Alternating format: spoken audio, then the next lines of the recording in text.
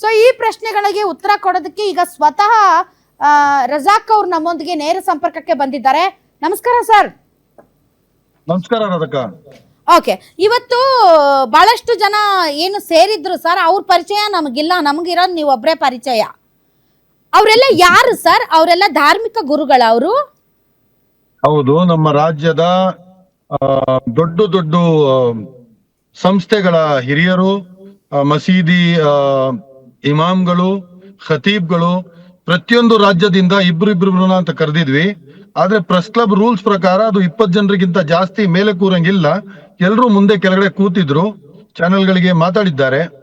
ಇವರೆಲ್ಲ ನಮ್ಮ ಧರ್ಮಗುರುಗಳಾಗಿರ್ತಾರೆ. ಸೊ ಇವರೆಲ್ಲ ಧರ್ಮಗುರುಗಳು.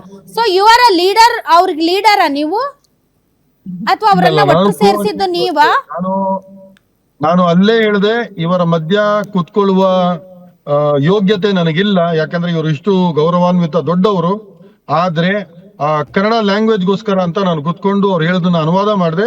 ಆಮೇಲೆ ಒಬ್ಬ ಮುಸ್ಲಿಂ ಮುಖಂಡನಾಗಿ ನಾನು 12 ವರ್ಷಗಳಿಂದ ಸಮುದಾಯವನ್ನ ನಾನು ಸ್ಪಂದಿಸ್ತಾ ಬರ್ತಾ ಇದ್ದೀನಿ. ನಾನು ಒಂದೆರಡು ಮಾತನ್ನ ಮಾತಾಡಿದ್ದೀನಿ.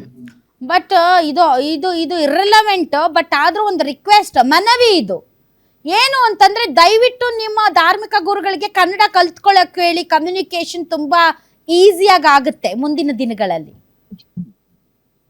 ಮಾಡೋಣ ಫೇರ್ ಸರ್. ಈಗ ಪಾಯಿಂಟ್ಗೆ ಬರೋದಾದ್ರೆ ಸರ್, ಮಠಾಧೀಶರುಗಳು ಒಬ್ಬ ರಾಜಕೀಯ ನಾಯಕನ ಪರವಾಗಿ ಮಾತಾಡಿದ್ದಾರೆ.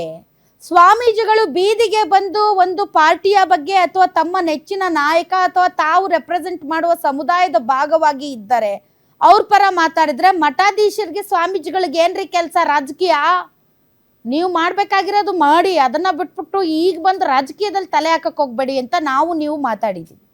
ಇವತ್ತು ಮುಸಲ್ಮಾನ ಧರ್ಮಗುರುಗಳು ಈ ರೀತಿಯಾದಂತಹ ಒಂದು ಬೇಡಿಕೆ ಅಥವಾ ಒಂದು ಎಚ್ಚರಿಕೆ ಅಥವಾ ಒಂದು ಮನವಿ, ಅವ್ರಿಗೂ ಅದೇ ರೂಲ್ಸ್ ಅಪ್ಲೈ ಆಗುತ್ತಲ್ಲ ಸರ್?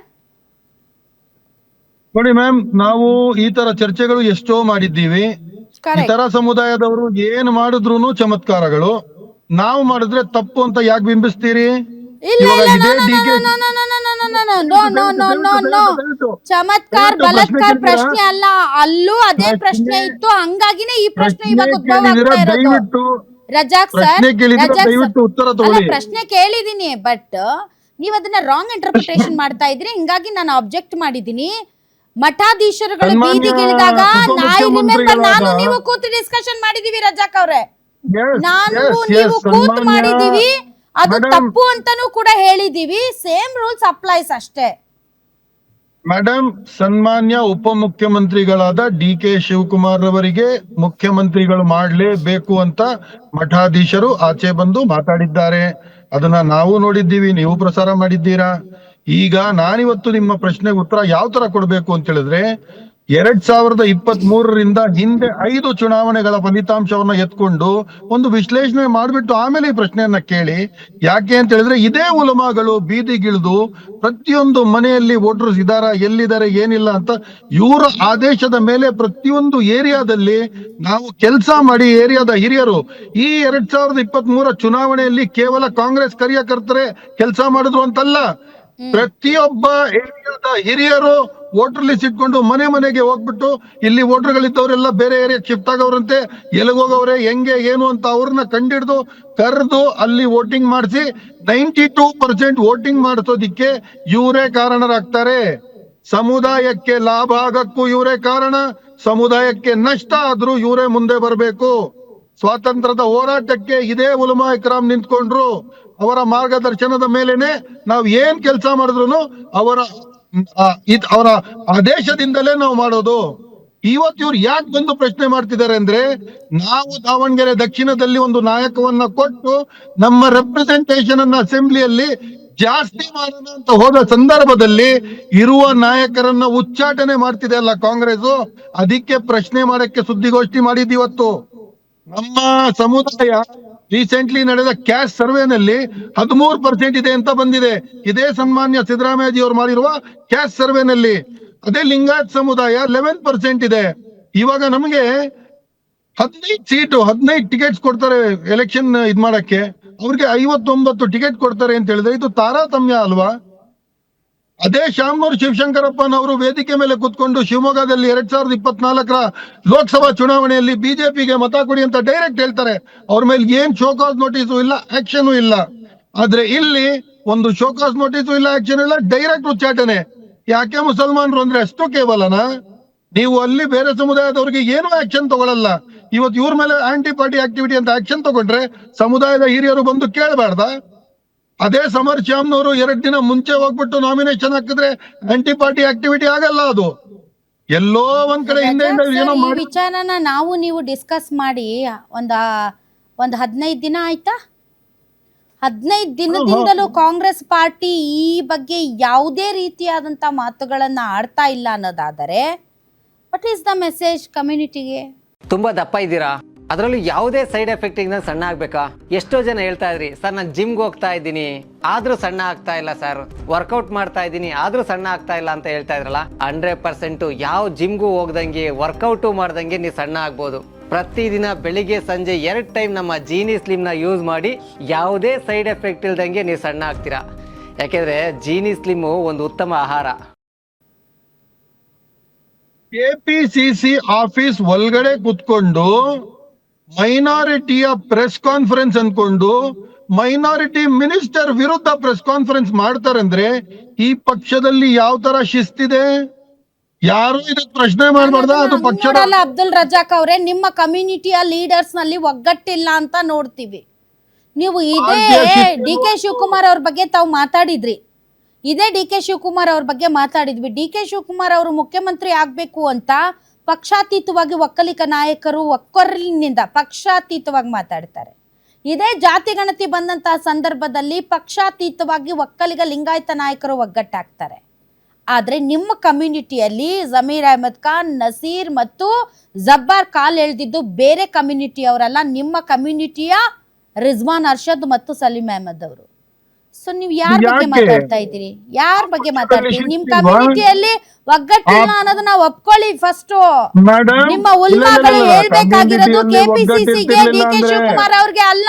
ನಿಮ್ಮ ಉಲ್ಮಾಗಳು ಹೇಳ್ಬೇಕಾಗಿರೋದು ನಿಮ್ಮ ಕಮ್ಯುನಿಟಿಯಲ್ಲೇ ಒಬ್ಬರ ಕಾಲೊಬ್ರು ಎಳಿತಾ ಇರುವಂತ ಲೀಡರ್ಸ್ಗೆ. ದಯವಿಟ್ಟು 1 ನಿಮಿಷ ಕೇಳಿಸ್ಕೊಳ್ಳಿ. ಕಮ್ಯುನಿಟಿಯಲ್ಲಿ ಒಗ್ಗಟ್ಟಿರ್ತಿರ್ಲಿಲ್ಲ ಅಂದ್ರೆ 92% ವೋಟು ಡೈರೆಕ್ಟ್ ಕಾಂಗ್ರೆಸ್ಗೆ ಒಂದೇ ಕಡೆ ನಾವು ಮಾಡ್ತಿರ್ಲಿಲ್ಲ. ನಾನು ಹೇಳ್ತಿರೋದು ಕಮ್ಯುನಿಟಿಯಲ್ಲ, ಕಮ್ಯುನಿಟಿ ಲೀಡರ್ಸ್ ಗಳಲ್ಲಿ ಲೀಡರ್ಸ್. ಕೇಳಿಸ್ಕೊಳ್ಳಿ, ಹಿಜಾಬ್ ಸಂದರ್ಭದಲ್ಲಿ ಸನ್ಮಾನ್ಯ ಹೈಕೋರ್ಟ್ ಮುಸಲ್ಮಾನರ ವಿರೋಧದಲ್ಲಿ ಒಂದು ಆದೇಶ ಕೊಡುತ್ತೆ. ಅದಕ್ಕೆ ನಾವು ವಿರೋಧಿಸಿ ಒಂದು ಪ್ರತಿಭಟನೆ ಮಾಡ್ತೀವಿ. ಕೇವಲ ಒಬ್ರು ದಾಡಿ ಟೋಪಿ ಅವ್ರು ಹೇಳ್ತಾರೆ ನಾಳಿದ್ದು ಕರ್ನಾಟಕ ಬಂದ್ ಅಂತ. 15 ಮಾರ್ಚ್ 2022 ಆದೇಶ ಬರುತ್ತೆ. 17ನೇ ಮಾರ್ಚ್ಗೆ ಕರ್ನಾಟಕ ಬಂದ್ ಅಂದ್ರೆ ಅವನ್ ಚೇಪೆಕಾಯಿ ಮಾರೋನಾಗಿರ್ಲಿ, ಸಾಫ್ಟ್ವೇರ್ ಕಂಪನಿ ಮಾಲೀಕನಾಗಿರ್ಲಿ, ಅವನ ಅಂಗಡಿಗಳನ್ನ ಮುಚ್ಚಿ ಒಗ್ಗಟ್ಟನ್ನ ಪ್ರದರ್ಶಿಸಿದ್ದಾನೆ. ಅಬ್ದುಲ್ ರಜಾಕ್ ಅವರೇ ಸತ್ಯದಿಂದ ವಿಮುಖರಾಗಬೇಡಿ ದಯವಿಟ್ಟು. ಒಂದ್ ನಿಮಿಷ, ನಾನು ಕಮ್ಯುನಿಟಿಯಲ್ಲಿ ಒಗ್ಗಟ್ಟಿಲ್ಲ ಅಂತ ಹೇಳ್ತಾ ಇಲ್ಲ. ನಿಮ್ಮ ಕಮ್ಯುನಿಟಿಯ ರೆಪ್ರೆಸೆಂಟೇಟಿವ್ಸ್, ನಿಮ್ಮ ಕಮ್ಯುನಿಟಿಯ ನಾಯಕರು ಯಾರಿದ್ದಾರೆ ಒಬ್ಬರ ಕಾಲೊಬ್ರು ಎಳ್ಕೊಂಡು ಇವತ್ತು ಇಲ್ಲಿಗೆ ಬಂದು ನಿಂತಿದೆ. ಸೊ ನಿಮ್ಮ ಕಮ್ಯುನಿಟಿಯಲ್ಲೇ ಒಗ್ಗಟ್ಟಿಲ್ಲ, ನೀವು ಸುರ್ಜೇವಾಲಾ, ಸಿದ್ದರಾಮಯ್ಯ, ಡಿ ಕೆ ಶಿವಕುಮಾರ್ ಅಂತ ಮಾತಾಡಿದ್ರೆ ಅದು ಯಾವ ಪ್ರಯೋಜನನೂ ಇಲ್ಲ ಸರ್. ಇವತ್ತು ರಿಪೋರ್ಟ್ ಕೊಟ್ಟವ್ರು ಯಾರು ಸರ್? ಇವತ್ತು ರಿಪೋರ್ಟ್ ಕೊಟ್ಟಿದ್ದು ಯಾರು ಸರ್? ಯಾವ ರಿಪೋರ್ಟ್ ಆಧಾರದ ಮೇಲೆ? ಇದು ಕಮ್ಯುನಿಟಿಯಲ್ಲಿ ನಾನು ಒಬ್ನೇನಾ, ನನ್ನಿಂದಲೇನಾ, ನಾನೇ ಅಂತ ಅಂದ್ರೆ ಆಗೋದಿಲ್ಲ ಅಂತ ಹೇಳ್ದವ್ರು ಯಾರು ಸರ್? ನಿಮ್ಮ ಉಲ್ಮಾಗಳು ನಿಮ್ಮ ಕಮ್ಯುನಿಟಿಯ ಲೀಡರ್ಸ್ ಅನ್ನ ಒಂದ್ ಮಾಡಕ್ ಸಾಧ್ಯ ಆಗ್ತಾ ಇಲ್ಲ. ಕಾಂಗ್ರೆಸ್ ಪಕ್ಷದಲ್ಲಿ ಡಿಸಿಪ್ಲಿನರಿ ಆಕ್ಷನ್ ಕಮಿಟಿ ಅಂತ ಒಂದು ಆಕ್ಷನ್ ಕಮಿಟಿ ಇದೆ. ಅದರ ಅಧ್ಯಕ್ಷರು ನಮ್ಮ ಕೆ ರೆಹಮಾನ್ ಖಾನ್ ಅವರು. ಆ ಕಮಿಟಿ ಏನ್ ಮಾಡ್ತಾ ಇದೆ? ಎಲೆಕ್ಷನ್ ಆಗಿ 1 ದಿನಾನೂ ಆಗಿರಲ್ಲ, 10ನೇ ತಾರೀಕಿಗೆ ಡೈರೆಕ್ಟ್ ಬಂದ್ಬಿಟ್ಟು ಕೆಪಿಸಿಸಿ ಆಫೀಸ್ ಒಳಗಡೆಯಿಂದ ಇವ್ರು ಕುತ್ಕೊಂಡು ಒಂದು ಸುದ್ದಿಗೋಷ್ಠಿ ಮಾಡ್ತಾರೆ. ಅಂದ್ರೆ ನಿಮ್ ಪಕ್ಷದಲ್ಲಿ ಶಿಸ್ತು ಇಲ್ವಾ? ಯಾಕೆ ನಿಮ್ಮ ಥಿಂಕ್ ಟ್ಯಾಂಕು, ನಿಮ್ಮ ಅಡ್ವೈಸರ್ಸು ಇದನ್ನ ಪರಿಗಣಿಸಿಲ್ವಾ? ಇದ್ರ ಬಗ್ಗೆ ಆಲೋಚನೆ ಮಾಡಿಲ್ವಾ? ಡೈರೆಕ್ಟ್ ಆಗಿ ಹೋಗ್ಬಿಟ್ಟು ಪ್ರೆಸ್ ಕಾನ್ಫರೆನ್ಸ್ ಮಾಡಿ ಪಕ್ಷ ನೆಕ್ಸ್ಟ್ ಪ್ರೈಮರಿ ತುಂಬಾ ಇಂಪಾರ್ಟೆಂಟ್. ನಿಮ್ಮ ಕಮ್ಯುನಿಟಿಯ ಲೀಡರ್ಸ್ ಸರ್, ಅವ್ರನ್ನ ನೀವು ಒಟ್ಟು ಮಾಡಕ್ ಆಗ್ತಾ ಇಲ್ಲ, ಅವರಲ್ಲಿ ಒಗ್ಗಟ್ಟು ಮೂಡ್ಸಕ್ ಆಗ್ತಾ ಇಲ್ಲ, ಅವರಲ್ಲಿ ಒಗ್ಗಟ್ಟು ಮೂಡ್ಸಕ್ ಆಗ್ತಾ ಇಲ್ಲ. ಅರ್ಜೆಂಟ್ ಆಗಿ ಮಿನಿಸ್ಟರ್ ಗಳಾಗೋ ಒಂದು ಆಸಕ್ತಿ ಇದಿದೆ. ಅವರು ಅರ್ಜೆಂಟ್ ಆಗಿ ಮಿನಿಸ್ಟರ್ ಆಗ್ಬಿಡ್ಬೇಕು, ನಾಳೆನೆ ನನಗ್ ಮಿನಿಸ್ಟರ್ ಮಾಡ್ಬಿಡಿ, ದಯವಿಟ್ಟು ನನಗ್ ಮಿನಿಸ್ಟರ್ ಮಾಡ್ಬಿಡಿ ಅಂತ ಹೇಳ್ಬಿಟ್ಟು ಮಿನಿಸ್ಟರ್ ಆಗೋ ಆಸೆಯಿಂದ ಅವ್ರು ಏನೇನೋ ಹೇಳ್ಕೊಂಡು ಏನೇನೋ ಮಾಡ್ಕೊಂಡು ಬರ್ತಿದ್ದಾರೆ. ಟಚ್ ಮಾಡ್ತಾ ಇಲ್ಲ. ಈಗ ಬಂದಂತಹ ನೀವೇ ಹೇಳಿದಾಗ ಅತ್ಯಂತ ದೊಡ್ಡ ಸ್ಕಾಲರ್ಸ್ ಇವರು, ಅವ್ರ ಜೊತೆ ಕುತ್ಕೊಳ್ಳುವಂತ ಯೋಗ್ಯತೆ ನನ್ಗಿದೆಯಾ ಅನ್ನೋದ್ರ ಬಗ್ಗೆ ನಾನೇ ಒಂದು ಕ್ಷಣ ನನ್ನನ್ನು ಪ್ರಶ್ನಿಸಿಕೊಂಡೆ ಅನ್ನುವಂತಹ ವಿಚಾರವನ್ನ ನಾವು ನಿಜ ಅಂತ ನಂಬೋದಾದ್ರೆ ಅವರೆಲ್ಲ ತುಂಬಾ ಇಂಪಾರ್ಟೆಂಟ್ ಅಂಡ್ ತುಂಬಾನೇ ವಿಶೇಷವಾದಂತಹ ವ್ಯಕ್ತಿಗಳಿರ್ಬೋದು. ಅಂಥವರು ಕೂಡ ನಿಮ್ಮ ಕಮ್ಯುನಿಟಿಯಲ್ಲಿ ಒಗ್ಗಟ್ಟು ಮೂಡ್ಸಕ್ ಆಗ್ತಾ ಇಲ್ಲ. ಮಂತ್ರಿಗಳ ಆಕಾಂಕ್ಷಿಗಳಾಗಿ ಒಬ್ರ ಕಾಲೊಬ್ರು ಎಳಿತಾ ಇರೋರಿಗೆ ಒಂದು ಸ್ಟ್ರಿಕ್ಟ್ ಆದಂತಹ ಒಂದು ಸ್ಟ್ರಿಕ್ಟ್ ಆದಂತಹ ಒಂದು ಮನವಿ ಅಥವಾ ಒತ್ತಡ ಏನೂ ಮಾಡಕ್ ಆಗ್ತಾ ಇಲ್ಲ. ಬೇರೆ ಸ್ಕೋಪ ಎಲ್ಲ ನೀವು ಪಕ್ಷದ ಮೇಲೆ ಹಾಕಿದ್ರೆ. ಮೇಡಮ್ ದಯವಿಟ್ಟು ಅರ್ಥ ಮಾಡ್ಕೊಳ್ಳಿ, ಸಮುದಾಯದ ಒಕ್ಕಟ್ಟನ್ನ ಒಡೆಯಕ್ಕೆ ಯಾರ ಕೈಯಿಂದನೂ ಸಾಧ್ಯ ಇಲ್ಲ. ಉಚ್ಚಾಟನೆ ಮಾಡಿರೋದು ದಾವಣಗೆರೆ ಕೇಸಲ್ಲಿ ನಿಮ್ ಪಾರ್ಟಿಗೆ ಸರ್, ದಾವಣಗೆರೆ ಸರ್ ಸತ್ಯದಿಂದ ನೀವು ಓಡೋದ್ರೆ ಆಗಲ್ಲ ಅಬ್ದುಲ್ ರಜಾಕ್ ಅವ್ರೆ, ಇದು ಕಟ್ಟು ಸತ್ಯ, ಇದನ್ನ ನೀವು ಒಪ್ಕೊಳ್ಬೇಕು. ದಾವಣಗೆರೆಯಲ್ಲಿ ಆದಂತಹ ಅತಿ ದೊಡ್ಡ ಪ್ರಕ್ಷುಬ್ಧ ವಾತಾವರಣದಲ್ಲಿ ಇಬ್ಬರು ಮುಸಲ್ಮಾನ ನಾಯಕರ ಪಾತ್ರ ಇದೆ, ಆ ಕಡೆಯಿಂದನೂ ಈ ಕಡೆಯಿಂದನೂ. ಅವ್ರ ಬುದ್ಧಿ ಹೇಳಿ ಅವ್ರನ್ನ ತಣ್ಣಗಾಗಿಸಿ ಸ್ಟಾಪ್ ದಿಸ್ ಅಂತ ಹೇಳಕ್ಕಾಗದೆ ಪಾರ್ಟಿ ಮೇಲೆ ನೀವು ಒತ್ತಡ ಹೇರಿದೆ. ಫಸ್ಟ್ ನಿಮ್ ಮನೆಯಲ್ಲಿ ಇರೋದನ್ನ ಕರೆಕ್ಟ್ ಮಾಡ್ಕೊಳ್ಳಿ. ಆಯ್ತು, ದಯವಿಟ್ಟು ಅರ್ಥ ಮಾಡ್ಕೊಳ್ಳಿ. ಮ್ಯಾಮ್ ಒಂದ್ ನಿಮಿಷ ನಾನು ಉತ್ತರ ಕೇಳಿ ಮ್ಯಾಮ್. ಈ ಉಚ್ಚಾಟನೆ ಮಾಡಿರೋದು ಹೈಕಮಾಂಡ್ ಅಂತೆ. ಅದಕ್ಕೋಸ್ಕರ ಆ ಹೈಕಮಾಂಡ್ ಗೆ ಉದ್ದೇಶಿಸಬೇಕಾದ್ರೆ ನಮ್ಮ ಧರ್ಮದ ಹೈಕಮಾಂಡ್ ಬರ್ಬೇಕಲ್ಲ. ಇವಾಗ ಅವ್ರ ಕೈಯಲ್ಲಿ ಇಲ್ವಂತೆ, ಅವ್ರು ಸುದ್ದಿಗೋಷ್ಠಿ ಮಾಡ್ಬಿಟ್ರು, ಅದಾಯ್ತು. ಅದಾದ್ಮೇಲೆ ಅವ್ರು ಯಾವ ಕ್ಯಾಮ್ರಾ ಮುಂದೆನೂ ಬಂದಿಲ್ಲ, ಯಾರ ಹೆಸರು ತಗೊಂಡಿಲ್ಲ. ಅವ್ರ ಪಾಪ ಅವ್ರ ಕತೆ ಅಲ್ಲಿಗೆ ಸ್ಟಾಪ್ ಆಯ್ತು. ಈಗ ಆಮೇಲೆ ಸ್ಟಾಪ್ ಆಯ್ತಂದ್ರೆ ಏನ್ರಿ ಸರ್? ಎಸ್ ಮಾಡಿದ್ರು. ನಾನು ಇಲ್ಲ ಅಂತಿದ್ದೀನ, ಮಾಡಿದ್ರು. ಮೀರ್ ಸಾದಿಕ್ ಇದ್ದೇ ಇದ್ದಾರೆ, ಅವ್ರು ಮಾಡ್ತಾರೆ, ಅದಕ್ಕೆ ಏನ್ ಮಾಡಕ್ ಆಗಲ್ಲ. ಅವ್ರಿಗೆ ತೊಟ್ಟಿಗೆ ತರೋದು ಯಾರ್ಯಾರು ಇದು ಸೃಷ್ಟಿ ಮಾಡಿದ್ರು ಅವರೆಲ್ಲ ಮೀರ್ ಸಾದಿಕ್ಗಳೇ. ಯಾರ್ಯಾರು ಇದ್ರಲ್ಲಿ ಇಲ್ಲ ನೋಡಿ, ನಾನೊಂದ್ ಮಾತು ಹೇಳ್ತೀನಿ. ಜನರು ಮೆಚ್ಚುವ ನಾಯಕ ಯಾರು ಹೇಳಿ? ಜನರ ಮನ್ಸಲ್ಲಿರೋನು. ಎಲ್ಲೋ ಆಚೆಯಿಂದ ಡೆಲ್ಲಿಯಿಂದ ಬಂದ್ಬಿಟ್ಟು ಡೈರೆಕ್ಟ್ ಆಗಿ ಬರೀ MLC ಪೊಸಿಷನ್ ತಗೊಂಡು ಕುತ್ಕೊಂಡು 4 ಜನ ಹೋದ್ರೆ ಅವ್ರ ಮಾತನ್ನ ಕೇಳ್ಬೇಕಲ್ಲ.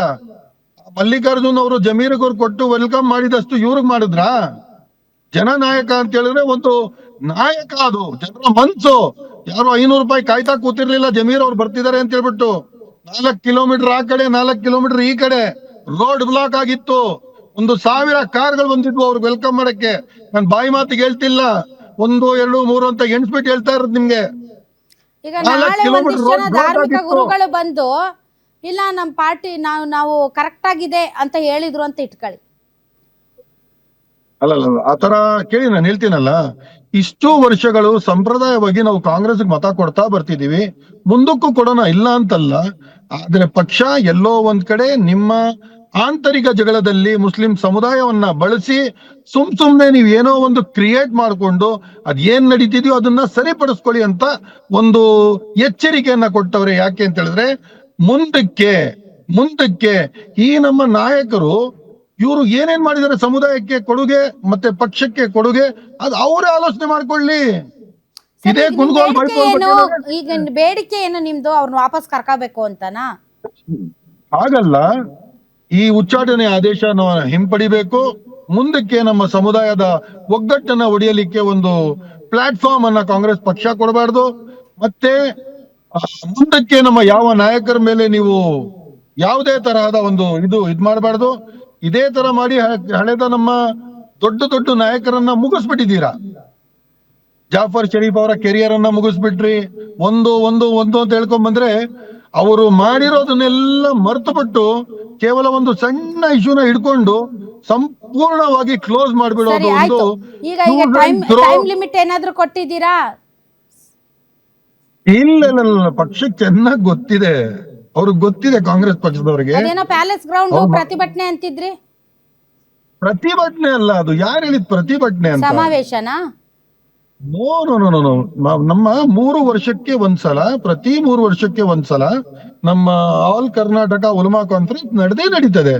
ಧರ್ಮದ ಎಲ್ಲಾ ಗುರುಗಳು ಕರ್ನಾಟಕ ರಾಜ್ಯದಿಂದ ಒಂದ್ ಕಡೆ ಸೇರ್ತಾರೆ. ಅವಾಗ ಅವ್ರು ತೀರ್ಮಾನ ಸೇರ್ಬಿಟ್ಟು- ತಗತ್ತೀರಾ ಪರ್ಯಾಯ ಆಯ್ಕೆ ಬಗ್ಗೆ? ಇಲ್ಲ ನೋಡೋಣ, ಇನ್ನ ಅದು ಮೇ ಎಂಡ್ ಅಲ್ಲಿ ಇರೋದು. ಅಲ್ಲಿವರೆಗೂ ಏನೇನಾಗುತ್ತೆ ಏನೇನಿಲ್ಲ ನೋಡಿ ಅದರ ಬಗ್ಗೆ ಮುಂದಿನ ಕ್ರಮ ಏನು ಅನ್ನೋದು ಅಲ್ಲಿ ನಾವು ತೀರ್ಮಾನ ತಗೊಳ್ಳೋಣ ಅಂತ ಹೇಳ್ಬಿಟ್ಟು ನಾವು ತೀರ್ಮಾನ ಮಾಡ್ಕೊಂಡಿರೋದು ಇದು. All right, okay. But usually ಜನ ಏನ್ ಹೇಳ್ತಾರೆ ಅಂದ್ರೆ ಮುಸಲ್ಮಾನರಲ್ಲಿ ಒಗ್ಗಟ್ಟು ಜಾಸ್ತಿ ಅಂತ. ಬಟ್ ಎಲ್ಲ ಒಂದ್ ಕಡೆ 100%. ರಾಜಕೀಯದಲ್ಲಿ ಅಧಿಕಾರ ಸ್ಥಾನಮಾನಕ್ಕೋಸ್ಕರ ನಿಮ್ಮಲ್ಲೂ ಕಾಲ್ ಎಳೆಯೋರು ಬಹಳ ಜನ ಇದ್ದಾರೆ ಅಂತ ನಮ್ಗೆ ಈಗ ಗೊತ್ತಾಗ್ತಾ ಇದೆ. Thank you very 100% much Abdul ಇದ್ದಾರೆ. ರಜಾಕ್ ಅವರೇ. ಥ್ಯಾಂಕ್ ಯು ವೆರಿ ಮಚ್ ಇಷ್ಟೊತ್ತು ಗ್ಯಾರಂಟಿ ನ್ಯೂಸ್ ಜೊತೆ ಮಾತಾಡಿದ್ದಕ್ಕಾಗಿ.